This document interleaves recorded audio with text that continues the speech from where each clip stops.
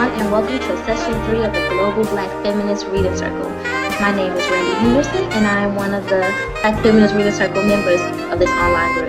This session runs from January 20th until June 2nd and includes 2 week-long breaks. Our democratically selected reading material is Harriet A. Washington's book, Medical Apartheid, The Dark History of Medical Experimentation on Black Americans from Colonial Times to the Present. Our book group meets each Tuesday evening from 6:30 to 8 on the Google Plus Hangouts on Air platform. You may find the Global Black Feminist Reader Circle on Google Plus, YouTube, and Facebook, and always feel free to join us in reading our story together.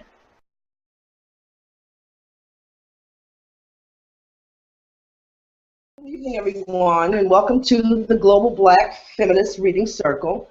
My name is Venita Walker, and I will be your moderator for this evening. We will summarize and discuss Chapter 6 of The Medical Apartheid by Harriet A. Washington, The Dark History of Medical Experimentation on Black Americans from Colonial Times to Present.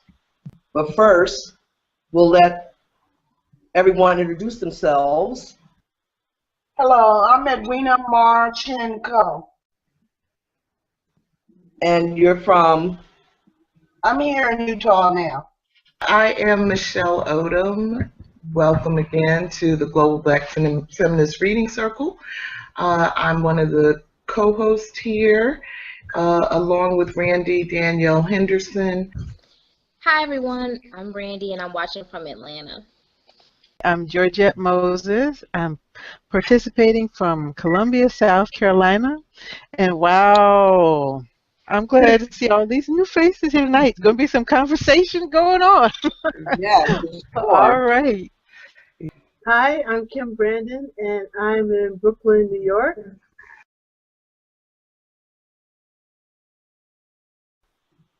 Hi guys, this is Dawn. Hi, Dawn. Bringing you greetings from Columbia, South Carolina. Hello, George. Hello, Georgia homegirl. As the Civil War approached, the South's stronghold of slavery was weakening. The North's industrialized economy was no longer dependent on the South for cheap labor, and the rest of the nation grew tired of the political power the 3/5 clause afforded the South. Internationally, the medical rationale for slavery was viewed as ignorant and self-serving.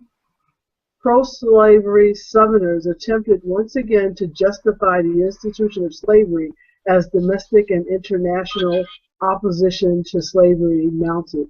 In 1840, for the first time, the, quote, insane and idiots, unquote, as they were known in the 19th century, but now as the mentally ill and the intellectually challenged were included in the U.S. Census. The results revealed that free blacks suffered higher mental illness than enslaved blacks. Thus, the cause of free blacks' mental illness was freedom. Thank you, Kim.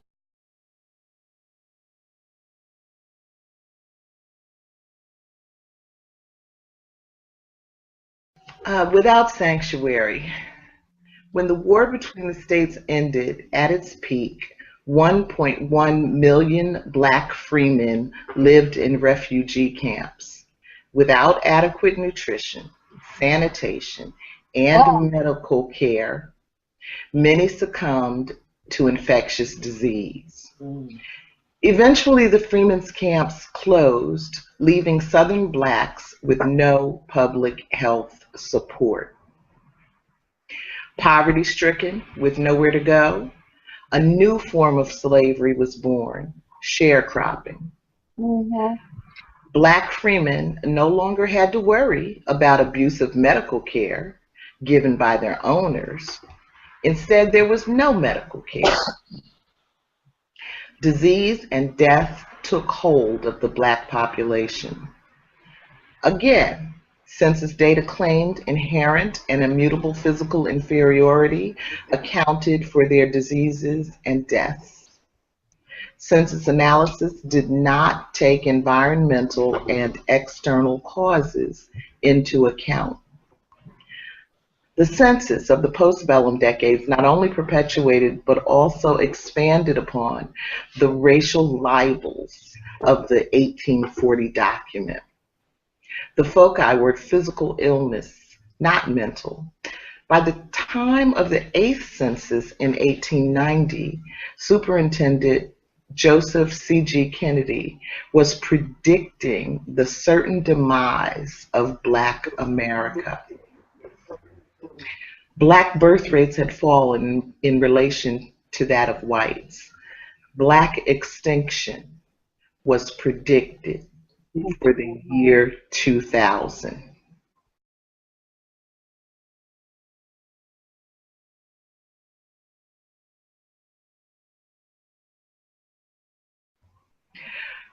Question 6. What are your thoughts on Joseph C.G. Kennedy's prediction?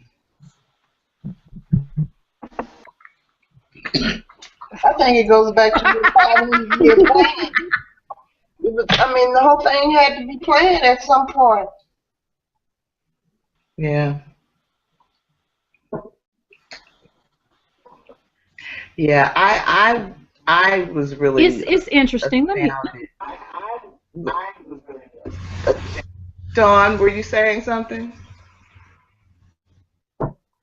No, I was gonna say I just wanted to segue for a minute because we talk so much, we focus so much on the inconsistencies of this 1840 census in Black population with refusing to look at the social component of the illnesses, but we also have to look at the self-delusion goes on along with that as well when they're talking about this entire demise, extinction, and that we were so fragile and couldn't deal with freedom and all that stuff. Meanwhile, we welcomed them to our continent, and we were living in complex societies while they were still hanging out in caves in Europe, and they were so fragile that they could not endure climate and do the work over here, which is why they brought us in the first place. And so it's really, I guess I have to say, you see their whole psychopathy projected onto us. And Joseph C. Kennedy was really predicting the demise of his own people and trying to place it on us. That's why I laughed, because that's what it seems to me. And there's so much now when you see the census with parsing races and going over and over again, and the multiracial and all of these different things, and I see this mad scramble to kind of preserve themselves, this whole remnant, because they see that no matter what they've done to us, we still find a way to thrive despite ourselves. Exactly. Yeah, and you know, and one of the things related to that comes out in this chapter is their concern about the number of so-called mulattoes that were on the scene by the end of slavery, which was causing them to fear their own demise, or the loss of the meaning of whiteness, or the specialness, the advantage that they like to delude themselves into believing skin color gave them. So, but I was really blown away that by 1890 there was this whole discussion going on in the country predicting our demise, and you know, they were writing articles about it in the newspapers and journals and having public discussions about it, and you know, the question of will Black people survive the century, you know, was you know, the kind of thing we toss around on Facebook today, and you know, and the significance of that is because their belief that we would not survive also made them think that therefore it's futile to offer housing or health care or food or the tools of survival because these people are about to die anyway.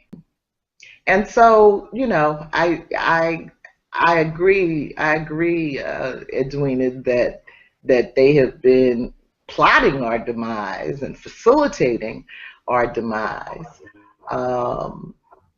all the way down the road. And I think they still are. We're still here, but you know, but we're hanging by a thread as far as I can tell. Minister Farrakhan has predicted our extinction. Yeah, I think he thought we'd be out by about 2010. Claude Anderson, you know, of Power Economics, has predicted our demise. I think he gave us till about 2013. We're still here. Yeah. We're still here. The color of our skin is still on the planet, and that probably really is not going anywhere anytime soon. But are we still here as a community? You know, and what really is the status of our mental and physical health for the masses of us? You know, I think we're hanging on a thread. We are hanging on a thread, and I definitely believe that our communities have been dismantled. You know, that was our ground zero for us, our communities. You know, our neighborhoods, the next door neighbor. You know, you could always depend on the next door neighbor, but now your next door neighbor may be the one that'll hurt you. Yeah. Yeah. Yeah. So, you know, and you know, and some of it, you know, some of it comes, a lot of it comes in the sort of policy interventions that get put into place. Like, you know, I'm thinking in the sort of early days of welfare and the law about not being able to have a man in your house. You know, I don't know if that's still true, but you know, but certainly that is the kind of policy that helped to break down our sense of community.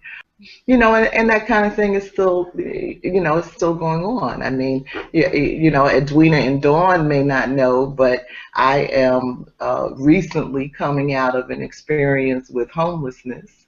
And so I'm living in a place now where I'm not allowed to have anyone live with me.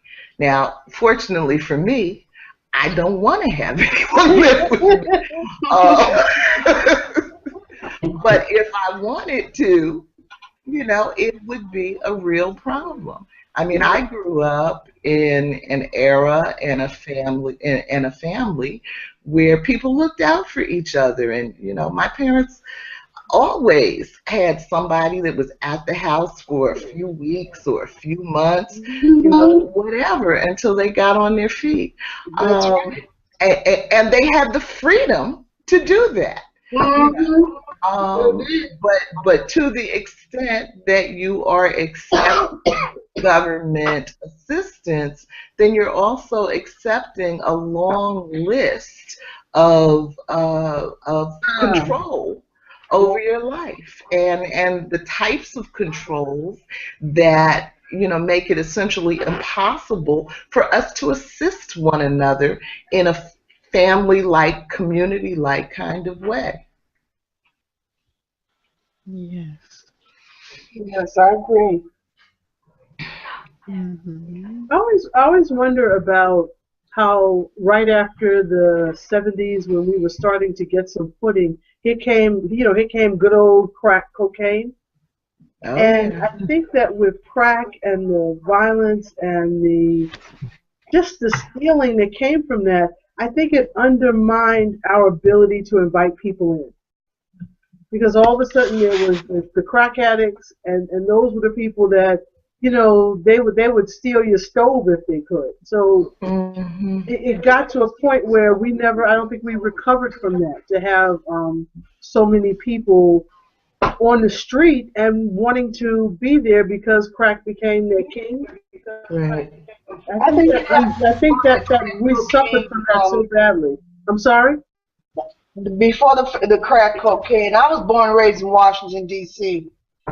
And back in the 70s, when they had all the black exploitation movies, the Mad, the Superfly. I mean, this was when, I think, Venita, I think you might remember all that. Yeah.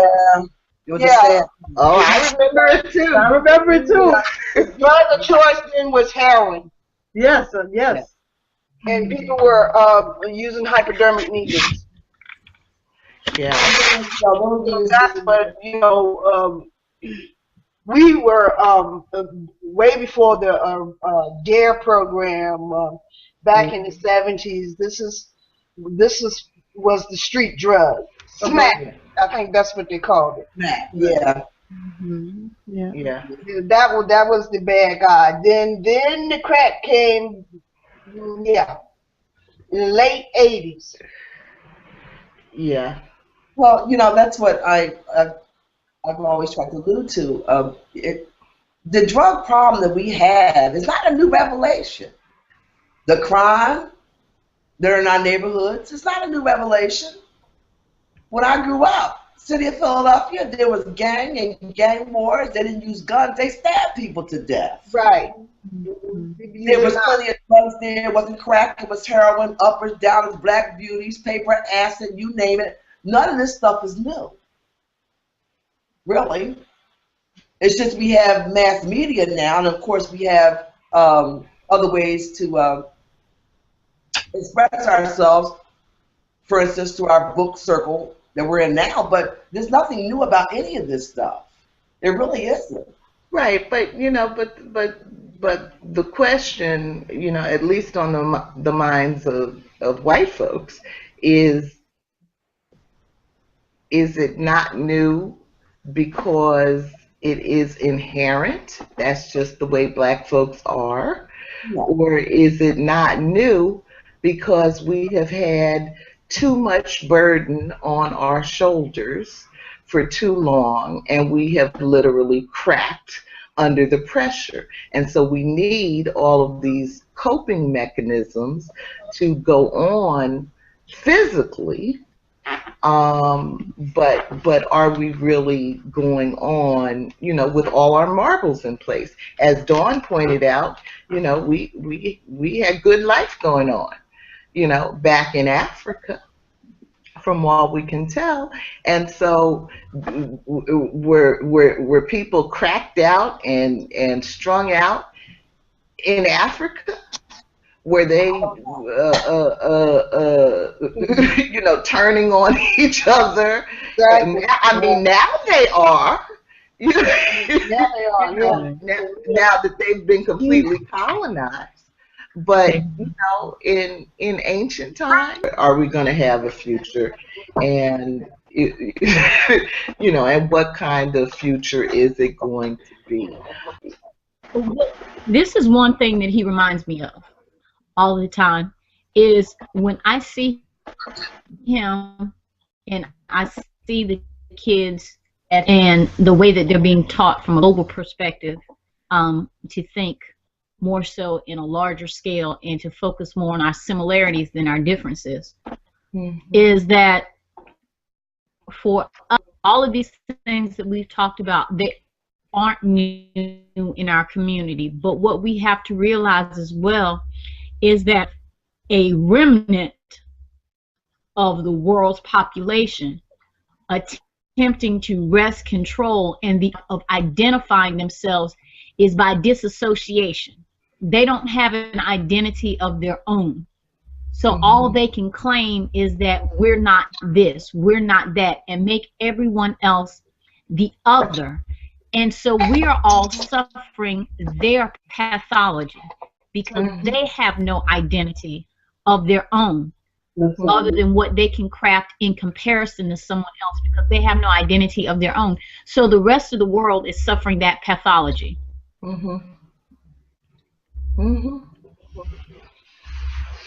Yeah, but I don't know how much more we can take, you know.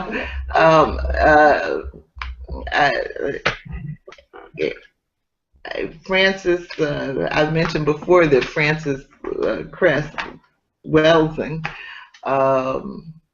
described black people as the parents of white people. So I said, well, if that's the case, then you know, then what do we have to do for our children to help get them over this pathology that is killing the rest of them? Your sick pathology. You know? Yeah.